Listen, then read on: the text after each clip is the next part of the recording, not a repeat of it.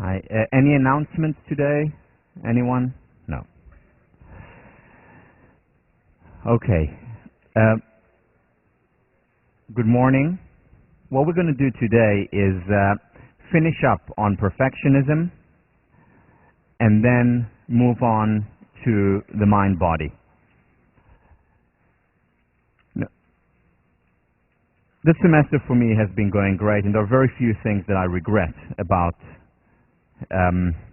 not having done this semester. But the one thing that I will change next time when I teach the class, that I already know of now, is have the lecture on the mind-body earlier. Because I think it is such an important topic. It is so foundational, so basic, that when I realized that, and that was early on in the semester, that I should have had it earlier, I started already to plug for physical exercise, to talk about mindfulness, to introduce it a little bit on the lower level of the spiral. So today, a month or two too late perhaps, we are going to introduce the mind-body connection, physical health. But first, let me finish up on perfectionism. So remember last time we talked about the two models, the schema of the perfectionist, a straight line from point A to point B, versus the schema of the person committed to excellence, which is a much more meandering spiral kind of journey. And a couple of people yesterday in office hours asked the question, so what is really the difference? So you gave us the model of the rat racer, that person, remember, who at the age of 72 gets to being quite literally on top of the world, overlooking Central Park, and then being informed after a life of constant stress, constantly living in the future, in point B, not enjoying the present, the journey, is being told that it is time to retire. And I asked you a simple question: what kind of life do you want for yourself? So what is the alternative model? What is the positive model? Now, the positive model from the outside may look exactly the same. It may be a person who is extremely ambitious, a person who is extremely hardworking, a person who is an investment banker, or a doctor, or a lawyer, or a teacher, or working at a homeless shelter. It may look exactly the same from the outside. From the inside, it is radically different. How is it radically different? In that the person who's on the excellence side may be as ambitious, may have the same goals, may reach the same goals. However, that person also enjoys the journey. That is the difference. So yes, he or she gets into a top school, the school that they really wanted to get into. And at school they work extremely hard. However, they also learn and are able to mostly, there is no 100% here, but mostly enjoy their time in school, with the same ups and downs and vicissitudes natural. But enjoy school and then get into the job that they really wanted, or one of the jobs that they wanted, and work extremely hard there, and be ambitious, and work the 80-hour weeks. However, that person also overall enjoys the journey. And then they enjoy the next step, and being an associate, and being a partner, and being the MD, or whatever it is. The only difference is that they enjoy the journey. Now, I have a few role models that I know. One of them is my ex-roommate, who is an investment banker. We were in college together, also class of 96. After graduating, being an economics major, went to work for one of the premier hedge funds. After that, came back to Harvard, got his JD MBA, did extremely well here as a JD MBA, had all the offers that he wanted after, chose another hedge fund, and then went off on his own and started a firm with a few friends. Now, when I talk to him about investment banking, which I know very little about, I get very excited about investment banking, because his excitement is contagious. He looks forward to work every day, and he works long hours. So he's a model of a person committed to excellence. Even though from the outside, it may look the exact same as the caricature, quote unquote, that I depicted earlier. So it's not about losing our ambition. It's not about not being competitive. If that is what makes you happy. It is simply about learning to also enjoy the process. The step on the way to a destination that you deem valuable, that is important to you. Now, the question is, how do we overcome this perfectionism, this constant knot in our stomach? How do we overcome this living in the future, being afraid of the present because what if I fail? And I started to describe a few methods. The first one is being aware of it, being aware of what I want to change and what I want to maintain. Remember Ellen Langer's study about getting a more nuanced understanding of what it is that I want to change, because for a very long time I couldn't become less of a perfectionist, because associated with perfectionism was also success, and my subconscious was stopping me from letting go of perfectionism, because I thought that would also mean throwing out the baby with the bathwater, i.e. my success. But now that I have a more nuanced understanding of perfectionism, which is the incapacitating fear of failure, and I understand that I can still be as ambitious and not give up my success and yet enjoy the process, that's a better understanding, and now I can move forward. So the first step is awareness. After we have awareness, it's about going back to Dweck's notion of rewarding effort. Remember, Carol Dweck was able to change students' and adults' mindset with as little as a few hours. And sometimes these mindsets have been set in them from a very young age. The fixed versus the malleable mindset.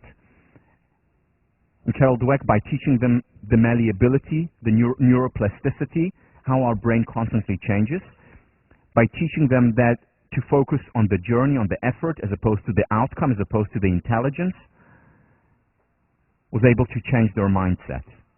So in ourselves, we can focus on and reward our effort, our process, whether it's failure or success. Active acceptance. It will always be part of us. Now, one of the things that perfectionists very often do when they realize that they're perfectionists and that it's hurting them, they apply the perfectionist approach to overcoming perfectionism, which means I will become a perfect person who's committed to excellence. That doesn't work. That's just more perfectionism. But what active acceptance is about is saying, okay, so I'm still a perfectionist. I will always probably have part of it in me, and that's okay. And that's okay. One of the things that the Buddhists talk about is that very often our greatest challenges, what Karen Horney would call our neuroses, whether it's perfectionism, the fear of failure, whether it's anger that comes up once in a while, anxiety, whatever it is that we have, that issue. The Buddhists cognitively reframe it and say we need to look at it as a tool for growth, as a way of learning about ourselves, digging deep inside ourselves, and growing. So to look at it, okay, so this is an opportunity for growth, for personal learning, for reflection, for more empathy toward other people, whatever it is. But look at it as a tool. Accept it, and then act. So one of the TFs, do you mind seeing what it is, please? Thanks, John.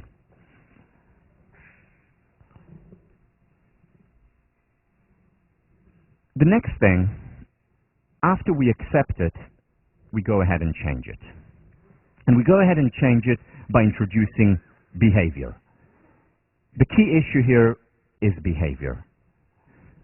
Now, one of the things that I did, as I told you last time, was started to solicit feedback from people, started to solicit criticism, and initially literally had to catch myself from responding, from attacking back. Why? Because the criticism is a deviation from the straight and narrow, from that schema. But over time I got used to it. It actually helped me. And now I'm much more open to criticism. Still, sometimes catch myself when I want to respond and attack back, but overall, a lot better through behavior changing attitude. Something else, putting myself on the line more, whether it was the story that I told you about Brittany, who said no a few consecutive times, and that's okay, so she said no. I'm still here, I survived. Learn to fail or fail to learn. Next, we don't always have to act out in the world, we can also act in our internal simulator. The mind doesn't know the difference between the real thing and the imaginary thing. And therefore I can imagine myself, see myself, acting as a person committed to excellence. So for example, before teaching, one of the things that I visualize is seeing myself here on stage, feeling light, calm, and accepting. In other words, the way a person committed to excellence would, as opposed to a perfectionist who would be constantly afraid of failure. And the mind doesn't know the difference, and the mind looks for consistency, and therefore I'm able to be that way, or much more likely to be that way, because of the visualization. Also, meditation in and of itself helps, and we'll talk about meditation, probably get to it on Thursday. Because meditation puts us in a state of mind of calm, of acceptance, a state of being, as opposed to a state of doing. And when we're in a state of being, we're here and now, we're enjoying the process, as opposed to constantly thinking about the destination and what will happen if I don't get to that destination. But more on that on Thursday. This is a technique, a method that I learned from Samuel Coleridge, the British philosopher, late 18th century, beginning of the 19th century, one of the philosophers who influenced our own Ralph Waldo Emerson. And what Coleridge did, he had an issue with perfectionism. And perfectionism, as Winston Churchill later on said, means paralysis. And he experienced this paralysis when he came to writing. Writing was the most important thing in his life. But he really couldn't write well because he was so afraid of not writing the ultimate essay or the ultimate poem. So here is what he did. He said, well, at the end of my life, I will write my magnum opus. Until then, everything is a rough draft. And that liberated him because he wasn't worried anymore. Now, he never got to write his magnum opus. But in the meantime, he wrote dozens of beautiful poems, some of the most beautiful in the English language, and numerous very powerful, influential, and beautifully crafted essays. And they were all rough drafts, so there wasn't the pressure. This helped me a lot because what I did when I thought about this, I said, okay, so let's say one of the domains where perfectionism was very strong for me because it was an important domain, was teaching. And then I said to myself, okay, and this was close to 10 years ago, I said, in 20 years, I'm going to have a leadership institute in which I'm going to be teaching amazing workshops and seminars and lectures. Until then, everything is a rough draft. Until then, everything is preparation. And that took off. Now, I know this is a mental game. I mean, I know that I'm quote-unquote fooling myself because in 12 years from now, when that goal is actually, when I'm there 20 years later, I'm going to set another goal for 20 years later to liberate me so that I can enjoy the here and now, so that I can enjoy the process, as opposed to being stuck on having it to be a perfect, flawless, everyday experience, which it can never be. So an end goal can often be liberating. The platinum rule. So the golden rule, do not do unto others what you would not have done unto yourself, or do unto others what you would do unto yourself. The foundation of most moral systems, most religions today. The platinum rule is taking the golden rule and switching it around. And what it says is, do not do unto yourself what you would not do unto others, or rather do unto yourself what you do unto others. Now, if a good friend of yours, someone you really care about, or a family member, fails and doesn't do well, what do you do with that person? Do you reject that person? Oh, you just got a B on this exam. Or, oh, you didn't win this competition. Is that how you treat them? Or do you embrace them? And do you love them any less for it? Of course not. And yet why do we apply these unrealistic and non-compassionate standards to ourselves? You know, the Dalai Lama, when he first was introduced to a lot of the Western culture, was baffled by one very particular thing, by our use of the word compassion. The word compassion in Tibetan is tsewe. In English, spelled T-S-E-W-E. The word in Tibetan means compassion for others as well as self. And he was really taken aback by the notion that in English, when we talk about, or in the West in general, not just in English, when we talk about compassion, we talk about compassion for others. And he said, how can you have compassion for others when you don't have compassion for yourself? The foundation is the self. The Platinum Rule is about having compassion for ourselves as well. Not treating ourselves differently than we would others. Having similar standards. Accepting failure in the same way that we accept it in others, in people we love. After all, why not?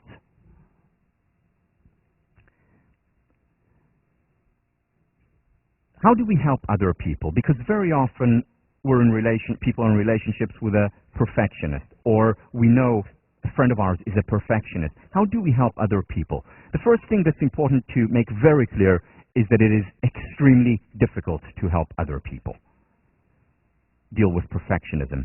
It mostly has to come from within. They have to want to change, because it takes time. It doesn't happen overnight. I know it from research, and more than that, I know it from personal experience. And yet we can help, after accepting that it is difficult. The first most important thing to do is by example. If I can change and become more of a person committed to excellence, enjoy the journey, celebrate, even failures, even falling down once in a while, then I'm leading by example. And remember that experiment, right? People do what you do rather than what you say. Second thing to do is to tell stories about it, which is what this lecture essentially, or the last two lectures, were about. Mostly personal stories of how I moved or am moving from being a perfectionist to being more committed to excellence. So telling stories, sharing. Again, the difference between sharing and telling. Sharing, both of us get. Telling is a one-way street. And finally, another way to help other people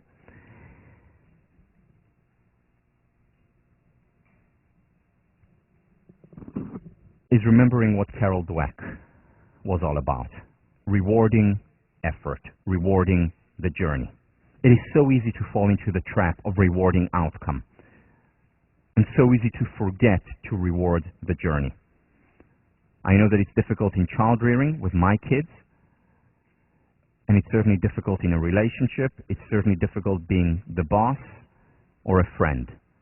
But to really focus on rewarding the journey, on pointing out, oh, this was a great attempt, or this was so much fun doing it, the process. I want to end this lecture by introducing a mini summary of the course so far. And this is a technique, quite a simple technique, but a technique that I found very powerful, because what it does is synthesize a lot of what we have discussed until now in the course. And this specific technique I apply to difficult situations. When I'm facing periods in my life, and it could be a long period or one day, that is very difficult for me.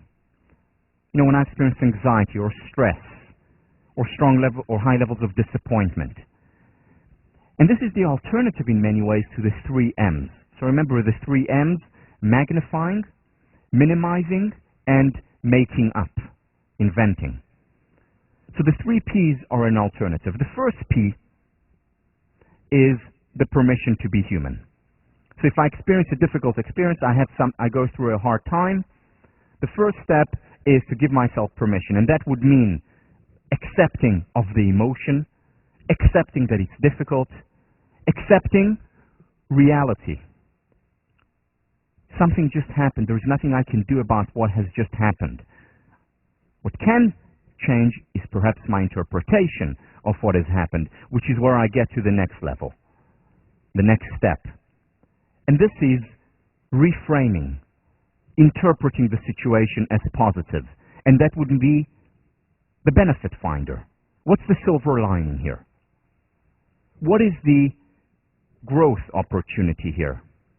So if I'm going through a very difficult time, perhaps to look at it through the Buddhist perspective and say, well, this is a tool for growth. This will help me better understand myself as well as others, become a better psychologist, become a better business person, whatever it is. Seeing it, again, the silver lining, the opportunity in failure. And finally, one very important thing that we didn't talk about much, just in passing, is distraction, is looking toward other places. It's not always good. In fact, as we'll talk about next time, it's sometimes detrimental to stay and analyze every single emotion, feeling, thought that comes up. Ruminating in and of itself does not always help. Sometimes the best thing to do is when a negative thought comes up or a negative feeling comes up, is to distract ourselves from it by, for example, going to listen to a piece of music, going for a run, talking to someone either about that or something else. Now this is very different from avoiding, because it's not about saying, all right, I'm not going to deal with any of the issues in my life. It's just saying that if there is a recurrent thought or feeling and I'm experiencing a Sisyphean battle against it, pushing the stone up and then being pushed down again, up and down again, sometimes it is better, more helpful to just say, okay, I'm not going to ruminate, it's pointless. This neural pathway in my mind has been so reinforced. It's not going anywhere. And then to say, let me move on, let me listen to a nice piece of music, let me go for a run. That will really help get my mind off this. And very often what the run can do is also help me look at it through a different lens. And we'll talk about it much more about this distraction because it's nuanced, meaning we're not about avoiding. So we'll talk about it next on Thursday when we talk about dealing with depression or dealing with anxiety using meditation, using mindfulness as a kind of distraction. But that's also one way of looking at the positive. And finally, the third P is about taking perspective. Is this really going to matter? This is Richard Carson's wonderful self-help book, Don't Sweat the Small Stuff, and it's all small stuff. Now, I don't necessarily agree with the second, it's not all small stuff, but certainly a lot of the things that we sweat about in our lives, small stuff. Now, the issue with not sweating the small stuff is asking a simple question: is this going to matter in a year? Or in the grand, in the large scheme of things, does it really matter? Is it worth my worrying and fretting and being depressed and upset and anxious about this now? Is this really going to matter in a year? And most of the time, it won't matter. The other side of this is that, well, then does anything matter? A few years ago, I was asked a very simple question by a friend, and he said, I know we haven't talked about it before, this was a close friend, but can you tell me what psychological maturity is? From your research, can you think about what psychological maturity is? And off the cuff, at that moment, and over time I revised that definition a little bit, I said the following. Psychological maturity is about the ability to willingly shift perspective. And I think it's more or less right. Again, looking at the research about this ability to shift perspective. Why? Or what is this ability to shift perspective? It's the ability, when we want, to be immersed in the here and now, in the present.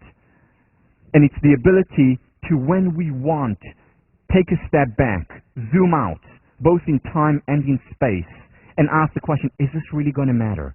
Or in a year? Or in the grand scheme of things, space, is this really important? And at the same time, go back, almost at will. Have this flexibility to go back and be immersed when listening to a beautiful piece of music or spending time with the people we love. And again, it's easier said than done, but over time we can train our mind through meditation, through cognitively reframing things. We can train our mind to be able to make that shift almost at will. So let me give you an example of the 3 Ps applied.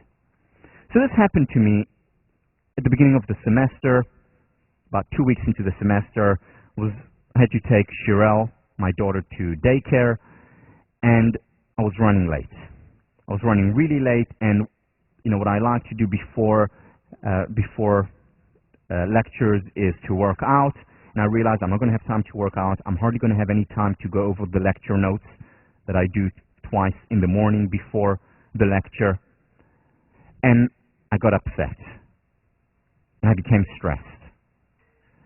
Then I said, okay, let's take the 3 Ps and apply them. First P, permission. Acceptance. I said to myself, okay, so you're stressed, so you're upset. It's okay to be upset. It's okay to be stressed, even if you do teach positive psychology. It's all right.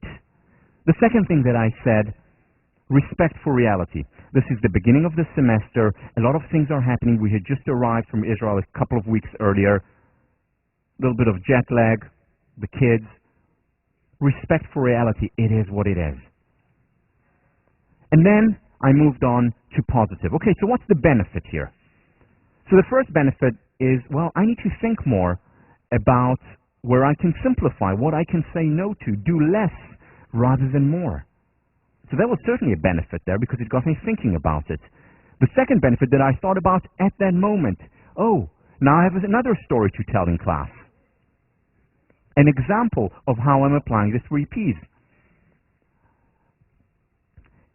Distraction, very easy. I had the best distraction right next to me, Shirelle. And then perspective.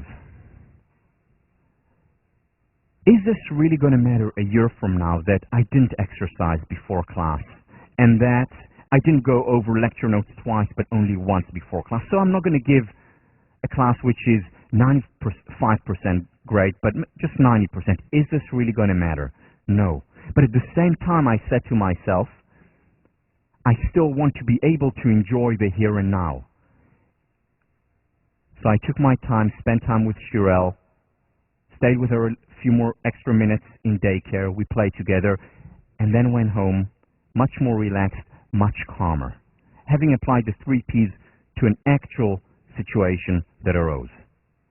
Permission to be human, acceptance, focusing on the positive benefit finding, and finally, the ability to shift perspective. When do I want to zoom out and ask this, do I need to sweat over it now? And when do I want to be immersed in the here and now? Think about this technique. Again, very simple.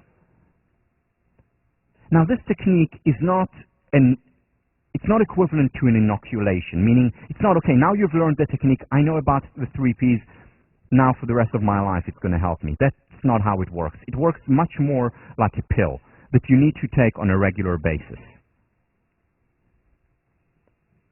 Meaning, if you're going through a difficult time, apply the 3 Ps. And the more you apply them, the faster it is. Now, very often, as I mention the term 3 Ps, already automatically I go through that process. Permission, positive perspective. It's much faster now because I've used it, because I've practiced it. So use it constantly. Try it a few times. Again, bringing together a lot of the ideas that we have discussed in the course. Okay.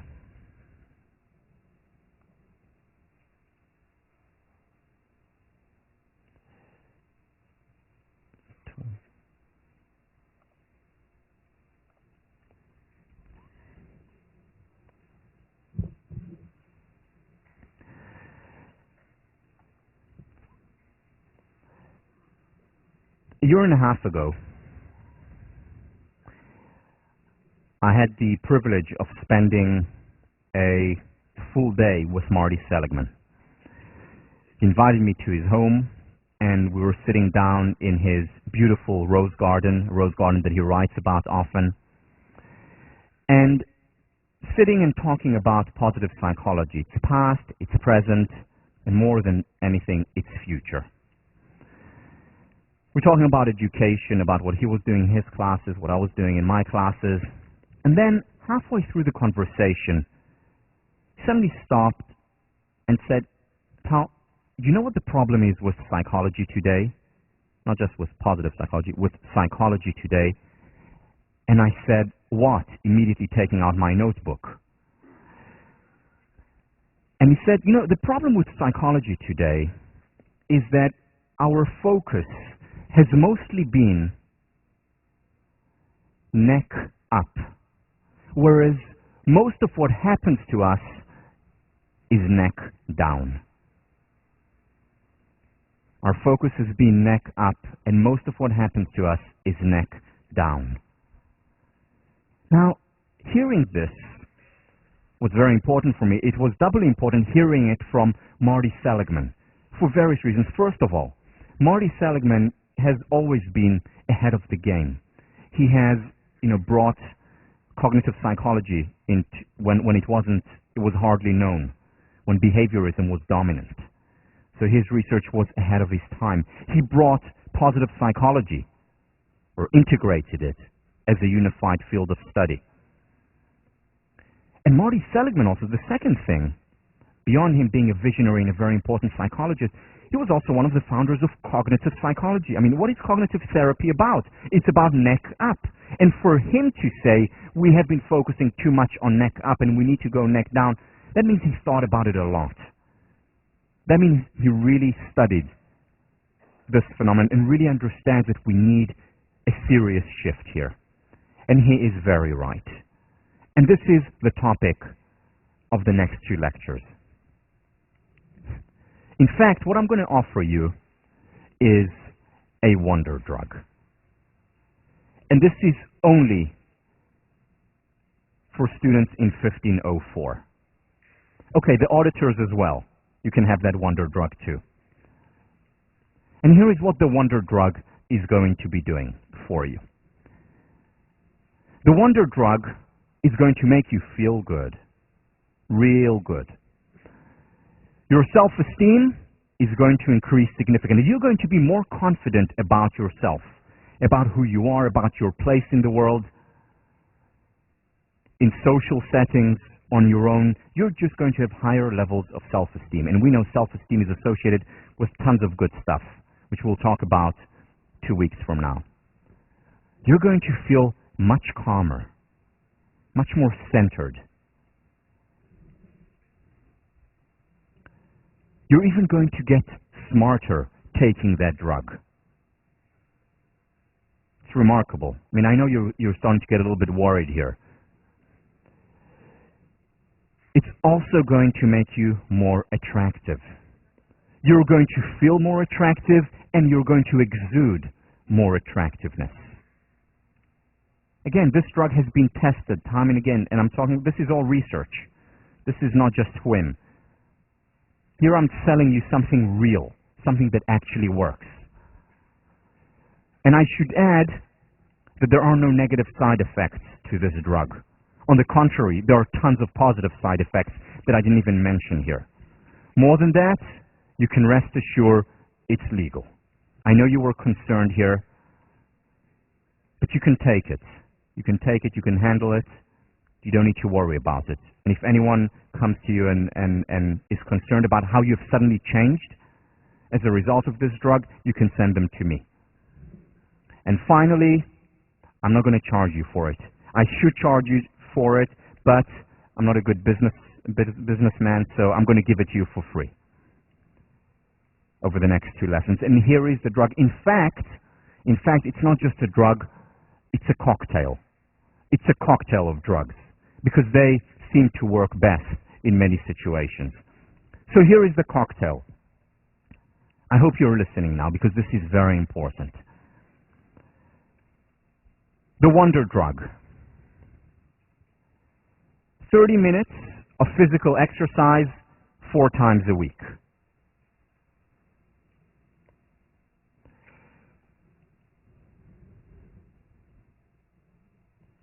The second component of the cocktail.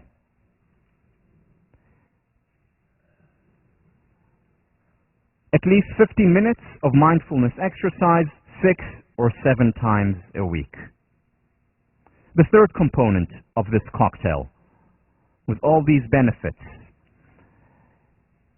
8 hours of sleep, more or less, per 24 hours. And the final component of the cocktail,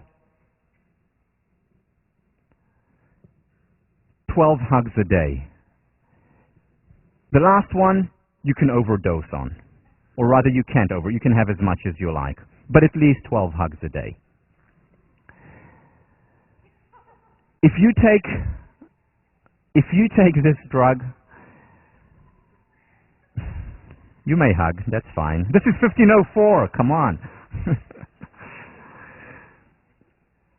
But no sleeping in class. If you take this drug, this cocktail, I guarantee many of the benefits, if not all of the benefits, and possibly many more benefits that I've just talked about before. You see, only today, we're beginning to understand the connection between mind and body. One of the first people to really understand it, who we'll talk about in the next 2 classes, is Jon Kabat-Zinn, in his wonderful book, Full Catastrophe Living, a phrase taken from Zorba the Greek. Jon Kabat-Zinn, perhaps the most fundamental development in behavioral medicine is the recognition that we can no longer think about health as being solely a characteristic of the body or the mind, because body and mind are interconnected. This is essentially a rejection of hundreds of years of Western thinking. Cartesian dualism, René Descartes, the mind and the body are 2 irreconcilable separate entities. And this permeated medicine. How do we fix a person? Like we fix a machine, we fix the body. The mind is something entirely separate from it. And again, Descartes didn't invent it. We can see seeds of Cartesian dualism in the works of Plato, which then Aristotle tried to negate, recreating the mind-body connection. But again, was made very clear, very evident in the West with Descartes in the 17th century.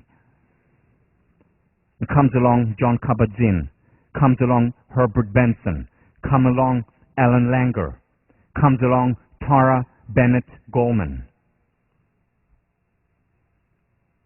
Psychologists, doctors who understand the connection. Comes along John Sarno, a medical doctor from NYU, New York University Medical School, and shows how with our thinking we can overcome most of our back problems or carpal tunnel syndrome, showing the connection between mind and body, or the placebo effect, staggering effects. Remember, we talked about it with reversing the effect of ipecac, and asking how can we use the mind and the body to help each other to launch a virtuous cycle between the two, where mind helps body and body helps mind. I want to begin by talking about physical exercise, the first component of that cocktail, the first component of the wonder drug. What's happening today? Today, there is reduction of physical work. More and more people today have the quote-unquote luxury of not having to physically work hard. And I put it in quotes because it is one of the manifestations of the underprivilege of privilege. You see, in the past, we had to run after a deer for lunch or run away from a lion so that we don't become lunch. We had to gather berries for dessert. What do we do today? Go to the dessert table in our house or call up for pizza. In the past, we had to gather logs if we wanted to keep warm. Today, what do? This exercise. Turn up the thermometer. And we pay a price. But you know, when I was growing up in Israel, I remember, Israel is a Mediterranean country. 2 to 4 p.m. is siesta time. Very quiet. Kids are not out on the street. But at 4:00, sometimes even at 3:59. Every day there was a shout from the street calling, "Tau! Soccer," and then calling the other kids, "Soccer," or hide and seek, or running around. That's what we did from 4 p.m. after siesta time until night when we went to sleep and Mom called us to have dinner. What happens today in Israel, and not just in Israel, around the world at 4 p.m.? It's not going down and playing soccer and running around. It's continuing to be on the computer. It's continuing to watch television. And as a result of that, as a result of the fact that we have become so much more sedentary, we are paying a very high price. Of course, on the physical level, but even more than that, on the psychological level. It is no coincidence the levels of depression have gone up tenfold. It is no coincidence since the 1960s. It is no coincidence that the average age, the onset of depression today is just under 15. Whereas in the 1960s, the average onset of depression was around 30. It is because we have stopped exercising. We've stopped exerting effort, energy. It is no coincidence the levels of ADD and ADHD are skyrocketing. Not to mention, and I will mention later, the physical consequences of a sedentary life. You see, exercise is not a luxury, it's a need. And it's a need just like oxygen is a need, just like certain vitamins are a need, just like protein and carbohydrates are needs. We weren't born to sit in front of a computer all day long or to just talk all day long. Yeah, we were meant to do it at the end of the day after we have hunted and gathered. And whether it's by God or whether it's by evolution or both, we now have a need for physical exercise, and we frustrate a need, whether it's a need for vitamins, whether it's a need for protein, or the need for exercise, we pay a price. Both physical price as well as psychological price. Seneca, over 2,000 years ago, the Greek philosopher, our forefathers lived every jot as well as we when they provided and dressed their own meat with their own hands, lodged upon the ground, and were not as yet come to the vanity of gold and gems. This is Seneca, a very thoughtful philosopher, talking about the lack of physical exercise that existed in his time. How much more is it today? When today we're living, in our age, the way that not even royalty lived just 100 or 200 years ago. The easy life, the luxurious life. And it's the underprivilege of privilege. We're paying the price for it.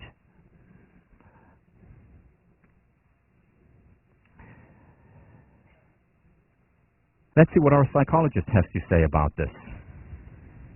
Ellen DeGeneres, on the state of affairs.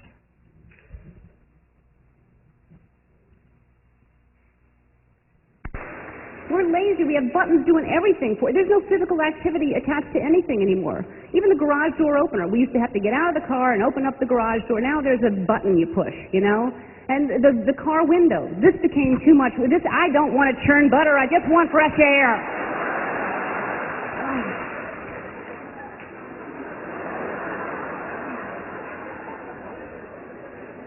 We still use that gesture if we want somebody to roll their window down in traffic. We still use that, even though nobody's got it. Because we'd look like idiots if we did this.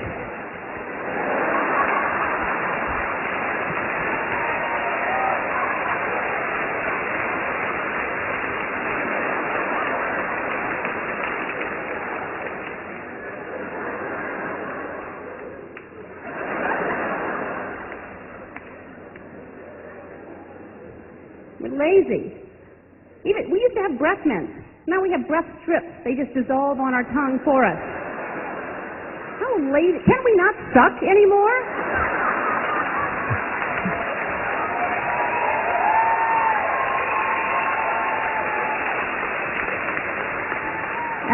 Put it on. I'm tired.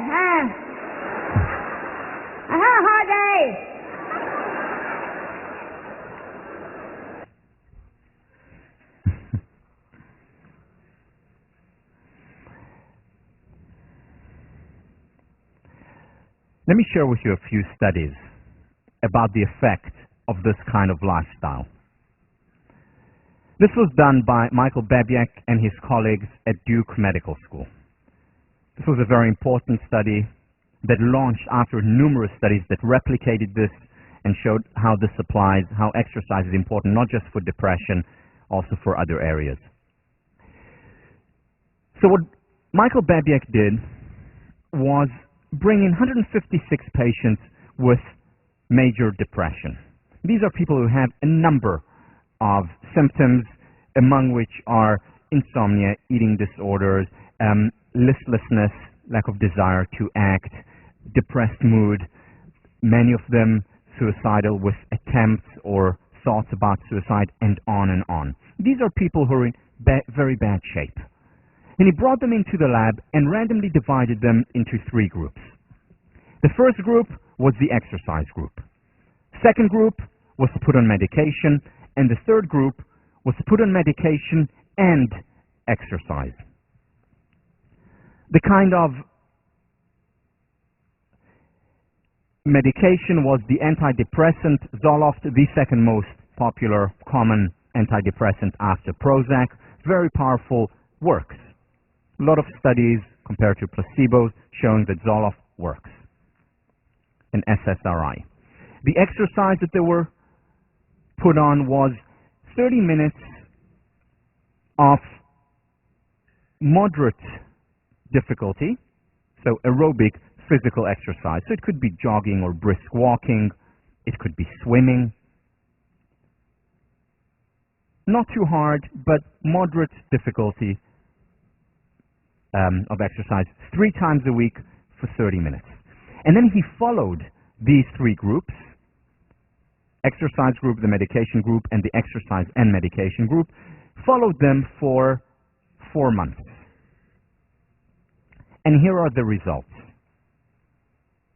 What he wanted to see is how many of the 156 patients, or 52 per group, how many of them get over their major depression. And what he found was that in each one of the 3 groups, over 60% got better. By the end of the 4 months, they were not experiencing the symptoms associated with major depression anymore, or most of the symptoms at the very least. They were could no longer be categorized by the DSM-4 as having major depression. There was no significant difference among the groups, except for one difference. The group that exercised only, it took them a little bit longer to get over their major depression. So with the medication, it usually took probably around between 1 week and 2 weeks, around 10 days to overcome their depression for the 60% who were helped. For the exercise-only group, it took closer to a month. But after the first month, once they got better, there was no difference. All 3 groups benefited as much. Now, very important point. This does not mean that we should do away with antidepressants or anti-anxiety pills or Ritalin for ADD, ADHD. Not at all. What it is saying, though, is that we need to perhaps first ask whether exercise is or lack thereof is the underlying reason for the experience. Now, why should not we do away if the results are very similar between exercise and medication? Why shouldn't we do away with medication? Here is why. You see, let's say, let me just draw a circle. No. Let's say this is the total population of people who are depressed. We know that Zoloft or antidepressant medication helps about 60% of them.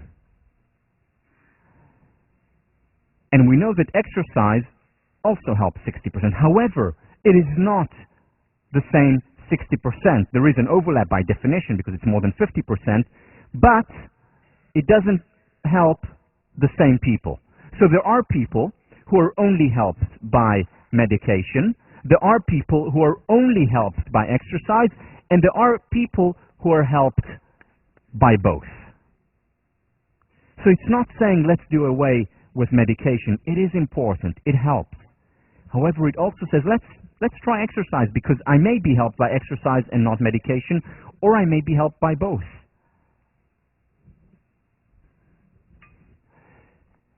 Here is the clincher, though, in this study. So what they were looking for, as they look in all these studies, is the relapse rates, meaning 6 months after the end of the study, when we no longer give medication, when we no longer push the participants to exercise 3 times a week at least. What happens after 6 months?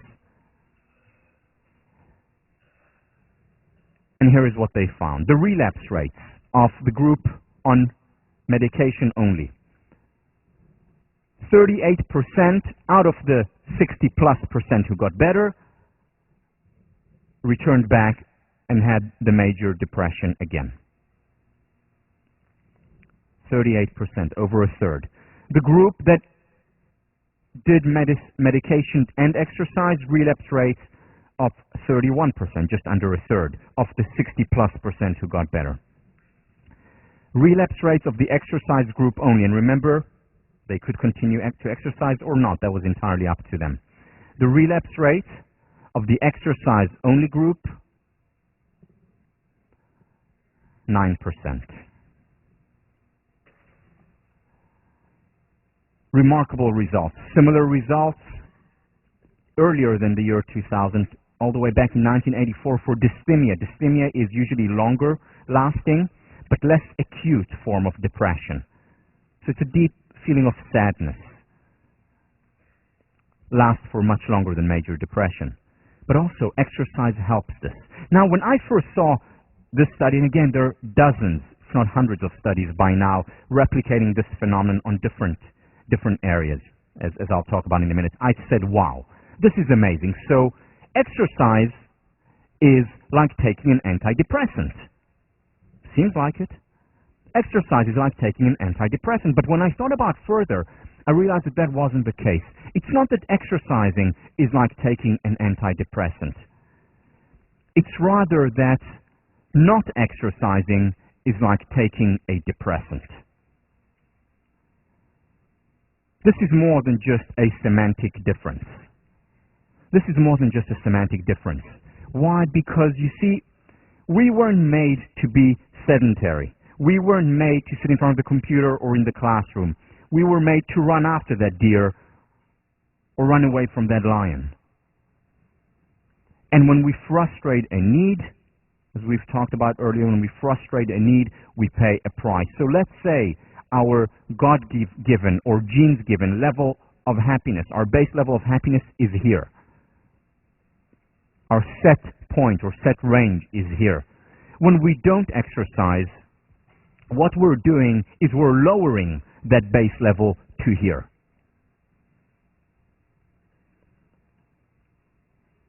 If our normal level is here, what we're doing when we don't exercise, we're lowering it to here. And then, whereas we could have lived our life up here with the vicissitudes, and hopefully upward spiral, what we're doing is we're living our lives with the same ups and downs, only at a much lower level here. And we struggle just to get to our God-given or genes-given level of happiness. You know, I'm not a clinical psychologist. I'm not a therapist. However, if I were one, a prerequisite for me, for treating people, for working with people, would have been physical exercise. Or at the very least, being my number one priority of helping them to physically exercise. Because very often they would come because they don't have the motivation, perhaps, to exercise. But that would be my number one priority, either to make it a prerequisite for being treated or to make it the top priority. Why? Because I don't want to fight nature. I don't want to have to fight nature so that the person I'm working with gets to their God-given or genes-given level of well-being. I want to work with nature. Nature, to be commanded, must be obeyed. And one of the dictates of nature is that we need to be physically active. And I was just talking about this over dinner. I had dinner with Dave Fish, the tennis coach, and his wife, Bonnie Masland, who is a clinical therapist. And she told me, yeah, you know, she's been treating people for years. That's what I do. A prerequisite for treatment with me is physical exercise. So there are apparently psychologists who understand the importance of exercise. Why fight nature here when you can start when the base level can be here?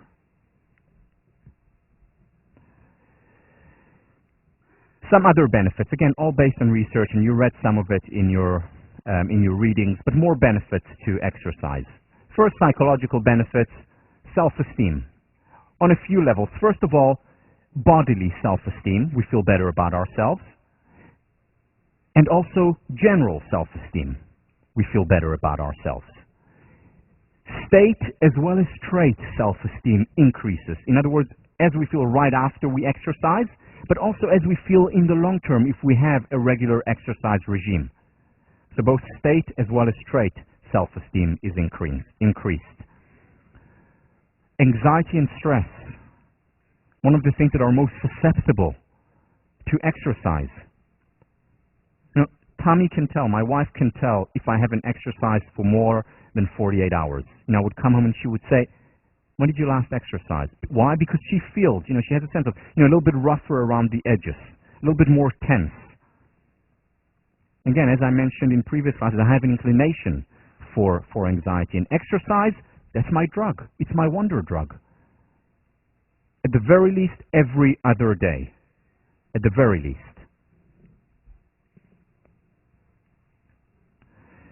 It's been used very successfully for numerous clinical disorders, even schizophrenia, in conjunction with, not on its own, in conjunction with therapy and very often drugs. But it enhances the likelihood of success if you exercise as well. Also, ADD and ADHD. Not always enough, but very often enough. People who exercise and who exercise regularly, much more likely to get over ADD and ADHD. Why? Because there are numerous effects on our brain. Numerous effects on our brain. For example, the exact same chemicals that are released when we form new neural pathways, remember neurogenesis or neuroplasticity, the exact same chemicals that we need to form new neural pathways are created when we exercise. In other words, after we go for a run, this is the time when our brain is most susceptible to creating new neural pathways. So if you exercise in the morning, during the day, you retain much better the material that you have read or you have heard. You're much more creative after exercise than if you haven't exercised for a few days. And also, it helps us release these chemicals in the exact right amount. No more, no less than we need. Why? Because this is nature. Knows best what we need. And we release these exact right amounts of chemicals that we're at our best. This is, by the way, why, again, as I mentioned earlier, religiously, I run before every lecture. Well, I don't always run. I like running outside, but it's not always possible, so I jump on my trampoline at home. I have, one of these small ones, and I jump on them, and I have my pulse meter on me. I shouldn't have told you this? No. Okay. And I can feel when I don't exercise before a lecture. For example, when I travel and arrive right before a lecture and don't have time to work out. I can feel when I read my retention rates, my concentration levels. Because as I said earlier, I have a mild case of ADHD. And again, exercise is my drug. Physical benefits. Again, I'm not saying anything that is new to you here, but here is the way to think about it. We all have a genes, God-given level of weight, of the right weight for us. Now, when we exercise, we're there, and that is healthy. That is where we should be. When we don't exercise, we're going above this weight, just like we go below our base level of well-being.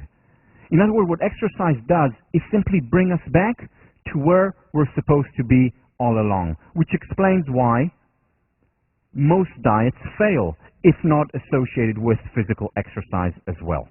Because our body will always fight to go back to the base level, to where we're supposed to be. And if we don't exercise, we'll struggle even harder. Chronic disease, whether it's diabetes, whether it's heart disease, whether it's cancer. Once again, numbers are staggering, absolutely staggering. Diabetes, certain types of diabetes were only experienced by people 45 years and older. Today, kids in elementary school are getting these kinds of diabetes, and the association is mostly because of nutrition and lack of exercise. People who exercise are much less prone to these chronic diseases, reducing significantly the likelihood of diabetes, reducing by 50% or more the likelihood of heart failure and the likelihood of certain kinds of cancer. By over 50% reducing their likelihood. Again, a wonder drug. People who exercise regularly have a stronger immune system.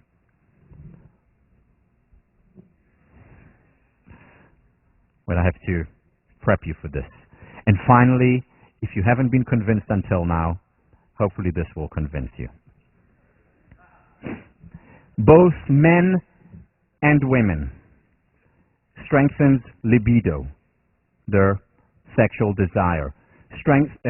Enhances the likelihood of orgasms. People who exercise more regularly have more and better sex. And again, a lot of research showing this, and this, by the way, applies to all ages. To all ages. Well, not all ages. I hope. Yeah. 21 and on. No. Now, the important thing to remember about exercise, it is not a panacea. It's not a fix-all. Remember, not everyone benefits from exercise. There are some people for whom medication is absolutely the right thing, and it's important. However, in many situations, and it's evident by the literature, by the research, in most situations, exercise can help, even if it's not on its own. Even in conjunction with something else, it helps. And again, why fight nature? Why fight it? Nature, to be commanded, must be obeyed. What's very important is recovery. Let me read you something that Dinsburg and Zillig write about in the Handbook of Positive Psychology, two researchers in the field. Repeated workouts that are too intense to allow complete recovery may cause endurance athletes to experience staleness, a syndrome that is characterized by increased psychological symptoms of anxiety with increased sympathetic nervous system, catecholamine, and cortisol-based levels. Now, what they're saying here is that there can be too much of a good thing. And this is especially important for perfectionists to understand. It doesn't mean that more is always better when it comes to exercise. There is too much. And some of the symptoms of overtraining are very similar to the symptoms of undertraining. Higher levels of anxiety, higher levels of staleness, lack of motivation, as well as ultimately could lead to depression. I mean, this is a symptom of perfectionism. This is something that I experienced when I was an athlete. Overtraining, not recovering enough, and paying the price. Physically, of course, with injuries, but also psychologically. What I recommend is between 1 to 4 days of rest a week. Ideally, you want to exercise 5 or 6 times a week. At minimum, I would say every other day. So it would be either 3 or 4 days a week. At minimum, every other day. Ideally, you may want a little bit more than that. Each time, about 30 minutes, could go all the way up to an hour. The key here is to listen to your body. If your body is hurting beyond the slight discomfort of exercise, which is natural, stop. If a muscle hurts, stop. Err on the side of too little rather than too much. Also, one of the ways to listen to your body, if you're not as sensitive to it, is putting on a heart rate monitor, which is something not very expensive, very useful, very helpful. So I know that my exercise would be around 70% of maximum heart rate. 70% of maximum heart rate for me is about 120, 128. So I exercise at around, between 120 and 135. And then once in a while, I also introduce interval training, where I go all the way up to 9%, which is about 165 heart rate for me. But very easy to find out about, what your heart rate is. Usually, maximum heart rate is around 220 minus your age. So if you're 20, your maximum is 200. Mine being 37, it's 183. Again, more or less. And then you want to be at around 70% of it, 65% to 75% of it, for moderate, effective benefit of exercise. And to keep in mind that quantity does affect quality. And once again, we have the graph that we see so often, the curvilinear relationship. So if on this side of the graph we had psychological plus physiological benefits, and here we have effort or amount of work, the graph looks like this. Where too little effort is not good, we're compromising on our base level of happiness. Too much effort is also not good. That's when we experience the staleness or the anxiety. And what we want to get to is more or less around our optimum level. And also optimum level given how much time we have. Yeah, in an ideal world, I would work out 6 times a week for 1 hour each time. In an ideal world. But I want to do many other things. So I exercise at least 4 times a week, 30 minutes each time. It's good enough for me. Identify what's good enough for you.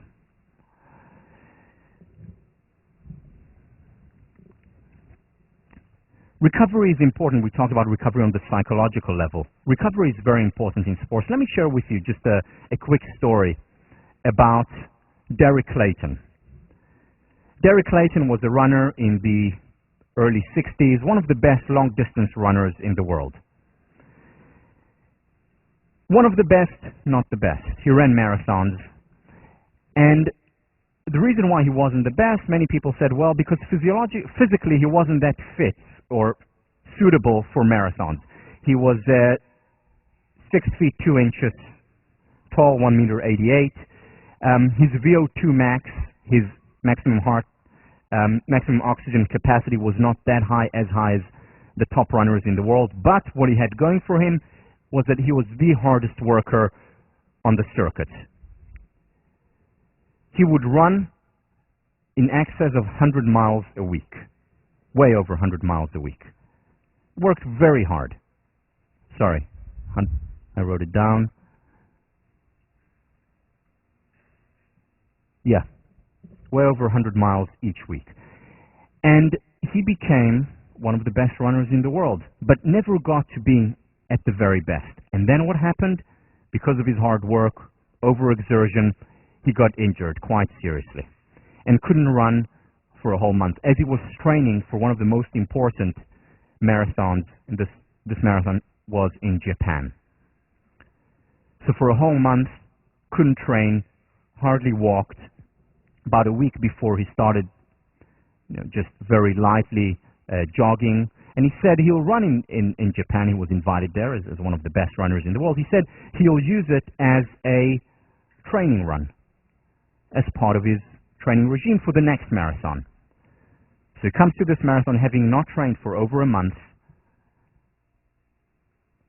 breaks his personal best record by 8 minutes, and becomes the first person in history to run a marathon in under 2 hours and 10 minutes.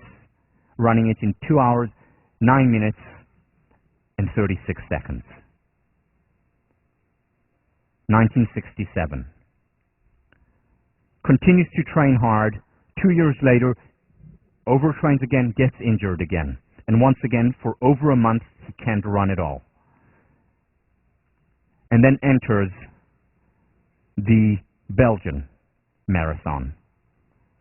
Breaks his own personal best, breaks the world record, 2 minutes, 2 hours, 8 minutes, and 33 seconds, a world record or world best that holds for 12 years. This is when trainers and athletes began to understand the importance of tapering, the importance of taking time off, the importance of recovery. There can be too much of a good thing. Very similar story. Joanne Benoit ended up winning the 1984 Los Angeles Marathon after having been injured and was forced to take time off. The Danish soccer team, another example, I think it was 1991, ended up winning the European Championship after being out of the competition and being brought in the last minute because Yugoslavia was just breaking apart at the time. So they came in as a replacement for Yugoslavia, literally taking the Danish team after it was eliminated from the prelims, bringing them from the beach to play in the tournament. But they had recovered, they were fresh, they were ready to go. Recovery is important in sports, it's important on the psychological level. Okay, so exercise is good. It's the wonder drug, the first part of the cocktail. I would argue, well, one of the most important ones. And yet, most people, not at Harvard necessarily, but most people around the world don't exercise. What are some of the barriers that we need to overcome in order to introduce exercise regularly into our lives? First, it is painful. It's not comfortable to exercise at, say, 70% of our maximum heart rate. Doesn't hurt that much, but it's more comfortable to sit in front of the television or play Nintendo. So what do we do? The first thing that we can do is divide and conquer. One of the things that especially perfectionists do is say, okay, so I'm going to start exercising. And to be fit, I need to do 6 miles a day, and that's what I'm going to start running, 6 miles a day. And of course, what happens very quickly? The next day, you get up and you're hurt, but you're a perfectionist, you're tough, no pain, no gain, and you go out for a run again. And what happens? You hurt even more the next day, but you push through the pain. And after a few weeks, you get injured. But even if you don't get injured, the schema that is created in your mind about exercise is the following. It is exercise equals pain. Now, our mind does not like pain, and it tries to avoid pain. So let's say you go on a holiday and you stop your exercise regime. You stop your exercise regime for a week or 2 weeks, and then you come back.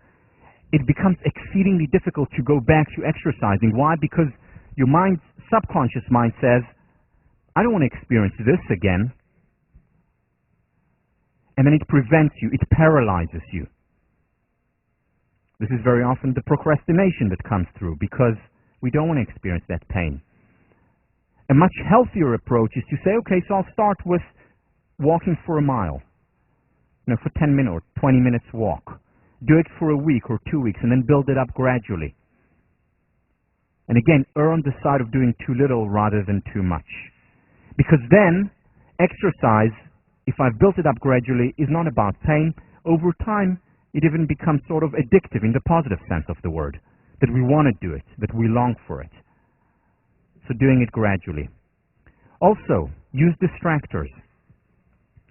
When I jump on my trampoline, when I run outside, I have no problem. But when I jump on my trampoline, I have to have distractors. It is so boring for me. Again, some people can be on the bike for an hour, and they're fine. For them, it's meditation, and that's great.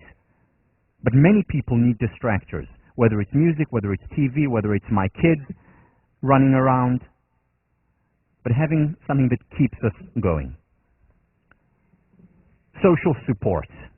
The number one predictor of exercise success for the long term is, do I do it with other people? Do I have the social support to do it? And once again, this is not right for everyone. There are certain people for whom the right thing is to do it by themselves. This is the time, especially introverts, where they enjoy just being on their own. Just closing their eyes, listening to their music, or listening to their heart rate or whatever it is, heart beating, but they want time by themselves, and that's fine. But for most people, social support helps. Here is a study. This is done by Wing and Jerry, two psychologists. What they did was introduce individuals to a 4-month program that included behavioral change, that included diet change, and that included exercise change for 4 months. The two conditions were either with social support, doing it with your friend and a family member, or without social support. Those without social support, who did it by themselves, 76% completed the 4-month program, and 24% were still doing it 6 months later. So 76% did it during the 4 months, 24% only, less than a quarter, did it 6 months later. Kept up with the behavioral, exercise, as well as diet change. The group that had the social support, 95% completed the 4 months, 95 as opposed to the 76%, and 67% continued with the regime once the study was over for 6 months later. So it enhanced the likelihood of success a great deal. Let me show you one last example of social support.